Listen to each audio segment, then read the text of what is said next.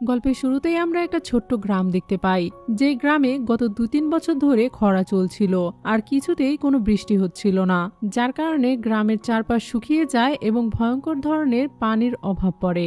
এই সমস্যা থেকে বাঁচার জন্য গ্রামের সাধু একটি উপায় খুঁজে বের করে এবং 99টি বিবাহযোগ্য মেয়েকে সমুদ্রের ধারে তাদের দেবতার মূর্তির সামনে এনে দাঁড় করায় এবং প্রার্থনা করতে থাকে যাতে ড্রাগন কিং এই মেয়েগুলোর মধ্যে থেকে একজন মেয়েকে পছন্দ করে তাকে বিয়ে করে, কারণ তাদের দুজনার মিলনের ফলে যেই আধ্যাত্মিক বাচ্চাটি জন্ম নেবে সেই বাচ্চার কারণে তাদের এই খরা দূর হয়ে যাবে। অন্যদিকে আমরা ড্রাগন দেবতাকে দেখি, সে বসে বসে এসব কিছু দেখছিল এবং তার ছেলে ড্রাগন কিংকে বলে এদের মধ্যে একজন মেয়েকে বেছে নিয়ে বিয়ে করে ফেলতে, যাতে করে এই মানুষগুলোর সমস্যাগুলোর সমাধান হয়ে যায়।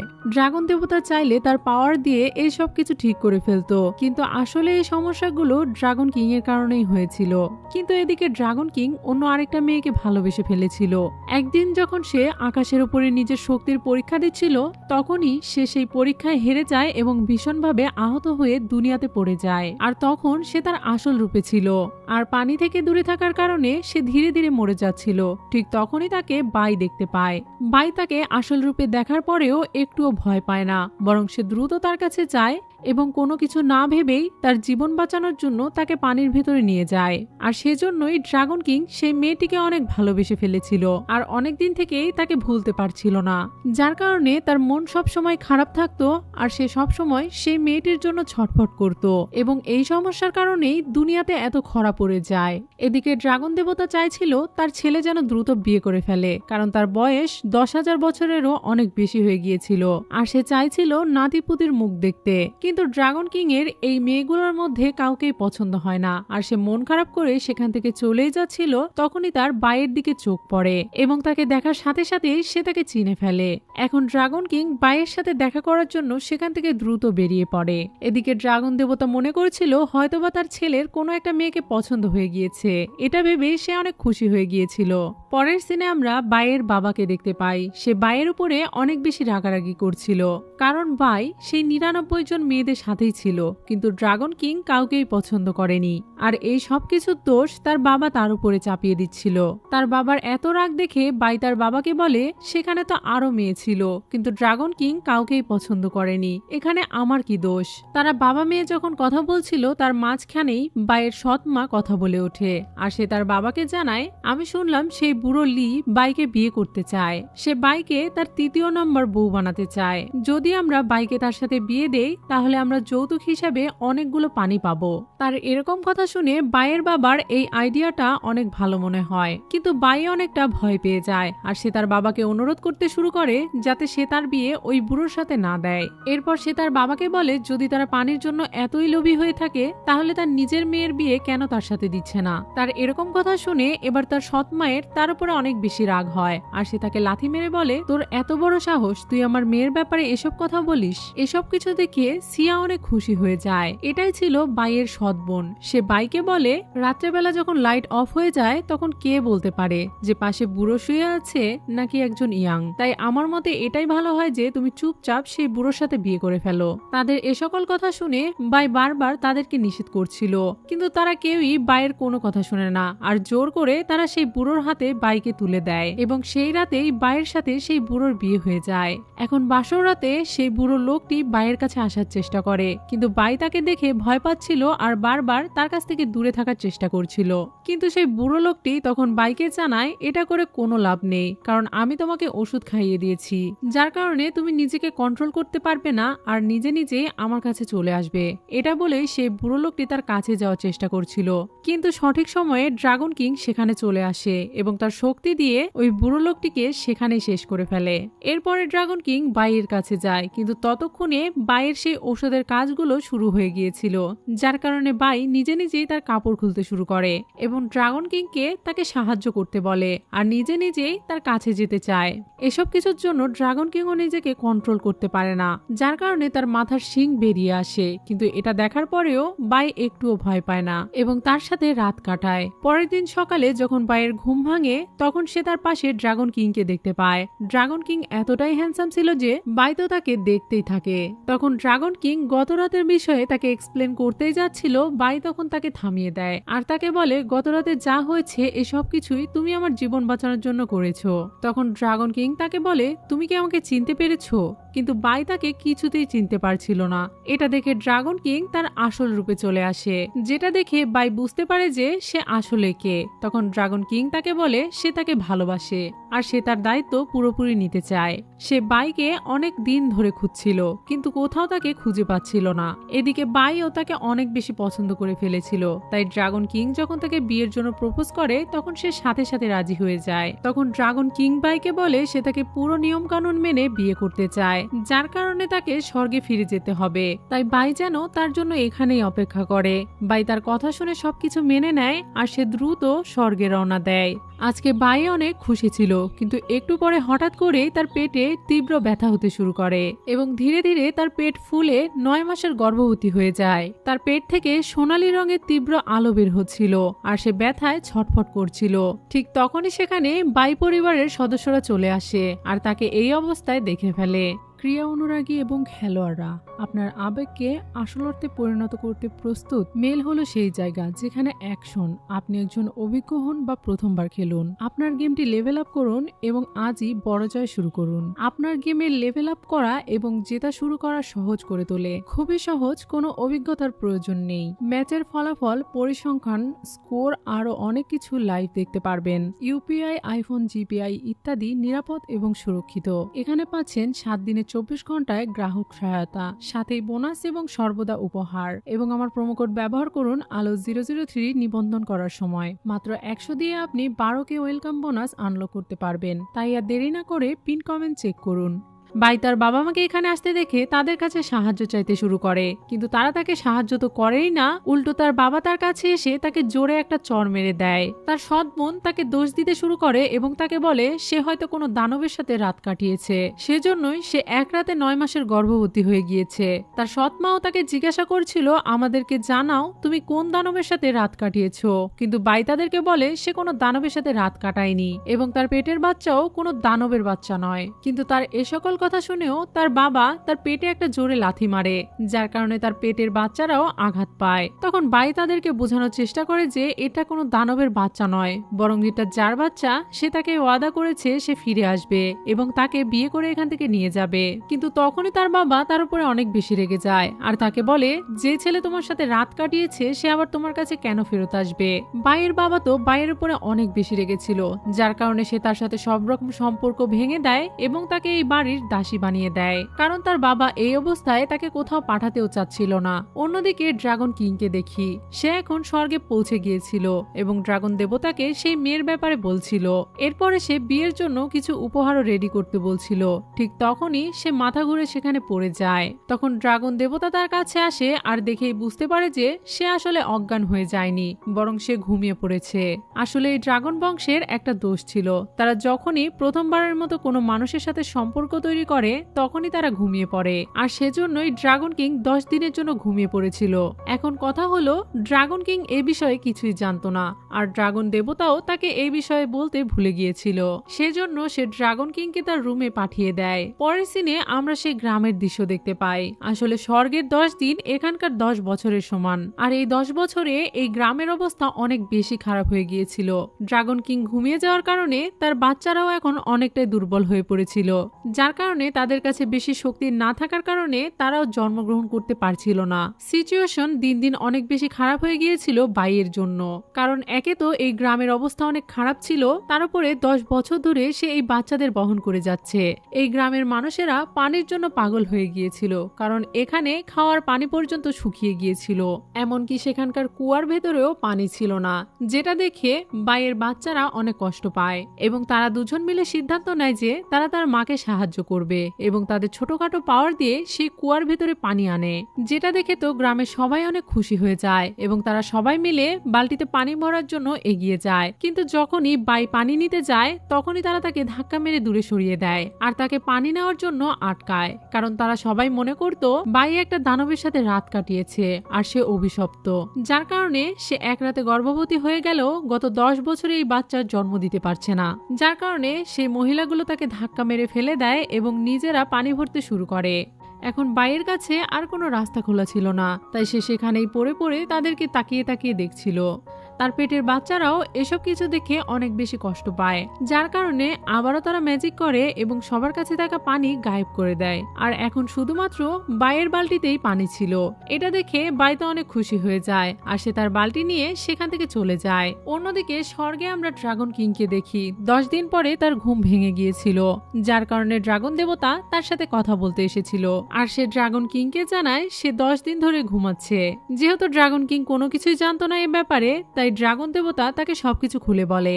এরপরে সে ওই মেয়েটির ব্যাপারে জিজ্ঞাসা করে যাকে সে বিয়ে করতে চায় এবং তার সাথে রাত কাটিয়েছে। কিন্তু তখনই ড্রাগন কিং এর মনে পড়ে যায় সে ওই মেয়েটিকে কথা দিয়েছিল যে সে তার কাছে ফিরে যাবে, কিন্তু সে তো এখানে আরামে ঘুমাচ্ছে। এটা মনে পড়ে সে ড্রাগন দেবতাকে জিজ্ঞাসা করে এখানকার 10 দিন পৃথিবীতে কতদিন হয়। তখন ড্রাগন দেবতা তাকে জানায় হয়তোবা পৃথিবীতে এতদিন 10 বছর পূর্ণ হয়ে গিয়েছে। এরপরে সে তাকে জানায় সে তার বিয়ের পুরোপুরি প্রস্তুতি করে ফেলেছে। কিন্তু ড্রাগন কিং এটা শোনার পরেই তার আর কোনো কথাই শুনে না এবং সে দ্রুত বাইয়ের কাছে যাওয়ার জন্য সেখান থেকে বেরিয়ে পড়ে। তখন পেছন থেকে ড্রাগন দেবতা তাকে চিৎকার করে বলতে থাকে সে বিয়ের সম্পূর্ণ প্রস্তুতি নিয়ে ফেলেছে, শুধুমাত্র কন্যাই নেই এখানে। অন্যদিকে বাইকে দেখি সে এক বালতি পানি নিয়ে বাড়িতে ফিরে এসেছিল। পানি দেখার সাথে সাথেই তার বাবা মা তার হাত থেকে পানি নিয়ে দুজনে পান করতে শুরু করে দেয়, কিন্তু যখনই বাই সেই পানি পান করতে চায় তখন তারা তাকে ধাক্কা মেরে দূরে সরিয়ে দেয় আর তাকে সেই পানিটা খেতে দেয় না এবং তার সৎমা তাকে বলে তুমি গর্ভবতী হয়েছে তো কি হয়েছো, এত মূল্যবান জিনিস আমি তোমাকে খেতে দিতে পারবো না, আর তোমার পেটে কিসের বাচ্চা আছে আমরা তো কিছু জানতেই পারছি না। এরপরে সে তার উপরে রেগে যায় আর তাকে জিজ্ঞাসা করতে শুরু করে তুমি আমাকে বলো তুমি সেই রাতে কার সাথে রাত কাটিয়েছো যার বাচ্চা এতদিনও জন্ম নিচ্ছে না, আমাদেরকে তার পরিচয় বলো। এটা শুনেও বাই চুপ করে থাকে আর ড্রাগন কিং এর পরিচয় তাদের সামনে জানায় না। এদিকে তার বাবা তো অনেক বেশি রেগে গিয়েছিল আর সে প্রস্তুতি নিয়েছিল এই বাচ্চাগুলোকে মেরে ফেলার জন্য। সে তার হাতে লাঠি তুলে নেয় এবং সেই লাঠি দিয়েই তার পেটে আঘাত করতে চায়, কিন্তু তখনই বাই তার বাবাকে অনুরোধ করে এবং সে তাকে জানিয়ে দেয় যে এটা আসলে ড্রাগন কিং এর বাচ্চা। তার এই কথাগুলো 100% সত্যি হলেও কেউ তার এই কথায় বিশ্বাস করতে চাইছিল না, কারণ তারা কেউই তার কোনো কথায় বিশ্বাস করে না। এখন পেটের ভেতরে থাকা বাচ্চারা তার মায়ের কষ্ট দেখতে পারছিল না, তাই তারা চিৎকার করে বলছিল তার মা যা বলছে সবকিছু সত্য, কিন্তু তাদের কাছে এতটা পাওয়ার ছিল না যে তাদের আওয়াজ বাহিরের কেউ শুনতে পাবে, যার কারণে বাইয়ের কথা মিথ্যা প্রমাণিত হয়ে যাচ্ছিল। এদিকে তার বাবাও তার উপরে রেগে যায় আর তাকে বলে তোমার এই সকল মিথ্যা কথার কারণে আমাদের বংশের দুর্নাম হয়ে যাবে, এমনকি আমাদের বংশের সবার ক্ষতিও হতে পারে, কারণ ড্রাগন কিং তো একজন দেবতার ছেলে আর তুমি হলে এই ছোট্ট দুনিয়াতে বাস করা একটা গরিব মেয়ে, তাহলে ড্রাগন কিং এর সাথে তোমার মিলন কিভাবে হতে পারে। তখনই সেখানে সিয়া চলে আসে, যার গত বছর বিয়ে হয়েছিল আর এখন এই মুহূর্তে সে প্রেগনেন্ট ছিল। তাকে দেখে তার বাবা মা অনেক খুশি হয়ে যায় এবং তার হাজবেন্ডের ব্যাপারে তাকে জিজ্ঞাসা করে। তখন সিয়া তার বাবা মাকে বলে তার স্বামী সাধুকে নিয়ে আসার জন্য গেছে, যাতে সাধু এসে তার বাচ্চার ব্যাপারে তাদেরকে জানাতে পারে এবং তার বাচ্চার ভবিষ্যৎ সম্পর্কে তারা জানতে পারে। সিয়ার এই কথা শুনে তার বাবা তো অনেক বেশি খুশি হয়ে যায়, কারণ সেই সাধুর সাথে দেখা করা এত সহজ নয়। সে সহজেই কারোর সাথে দেখা করে না। সে নিজেও 10 বছর ধরে সেই সাধুর সাথে দেখা করার চেষ্টা করছিল, কিন্তু কিছুতেই তার সাথে দেখা করতে পারছিল না। কিন্তু শেষ পর্যন্ত সে সিয়ার স্বামীর সাথে দেখা করছে।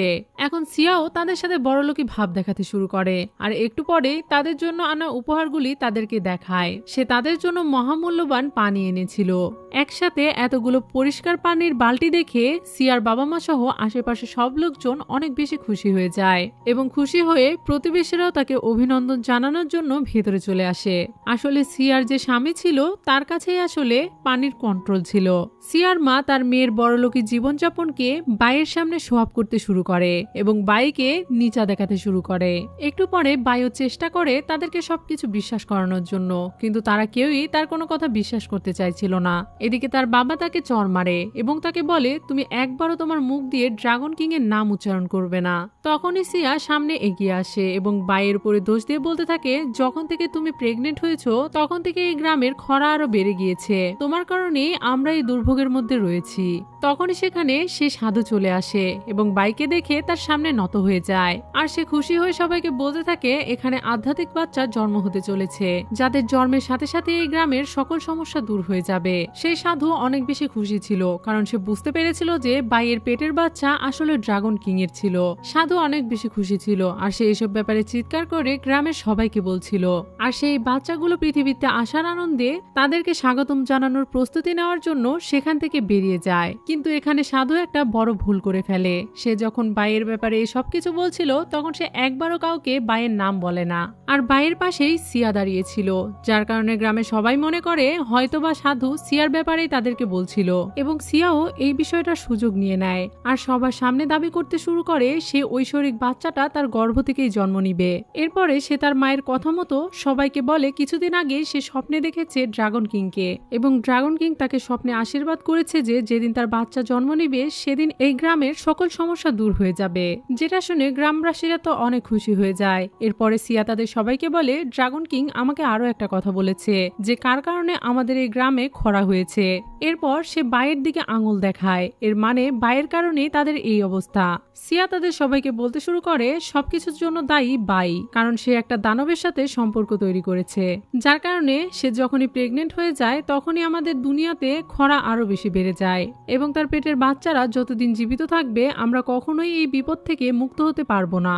সেজন্যই ড্রাগন কিং এর সমুদ্রে তার বাচ্চাদেরকে ফেলে দেওয়া উচিত, যাতে আমরা এই সমস্যা থেকে খুব দ্রুতই বেরিয়ে আসতে পারি। তখন বাই তাদের বলার চেষ্টা করে এসব কিছু মিথ্যা, কিন্তু সেখানকার কেউ বাইয়ের কোনো কথাই গুরুত্ব দিচ্ছিল না। তারা সবাই সিয়াকে বেশি বিশ্বাস করত, কারণ তারা মনে করছিল সিয়াই আধ্যাত্মিক বাচ্চার জন্ম দিবে। তাই সবাই সিয়াকে সাপোর্ট করে এবং তার কথায় বাইকে বন্দি বানিয়ে নেয়। তখন বাই চিৎকার করে তাদের সবার কাছে সাহায্য চাইছিল, কিন্তু কেউ তাকে সাহায্য করছিল না। সেজন্য বাই ড্রাগন কিং এর নাম নেয় আর তাদেরকে বলে এই বাচ্চা ড্রাগন কিং এর, যেটা শুনে তার বাবা তাকে আবারও চড় মারে। ঠিক ওই সময়ই ওই রাজ্যের রাজা সেদিক দিয়ে যাচ্ছিল, সেও এই খোরার সমস্যা নিয়ে অনেক দুশ্চিন্তায় ছিল। ঠিক তখনই সে পাশ থেকে কিছু আওয়াজ শুনতে পায়, যেটা শুনে সে ওখানে চলে যায়। তখন বাই তার কাছে সকল কথা খুলে বলে আর তাকে জানায় যে তারা কিভাবে তাকে অত্যাচার করছে, এমনকি তাকে মেরে ফেলার চেষ্টাও করছে। শুধু তাই নয়, তার গর্ভের বাচ্চাকেও তারা ছাড় দিচ্ছে না। তার এসব কথা শুনে গ্রামবাসীরাও শান্ত থাকে না, তারাও তার উপরে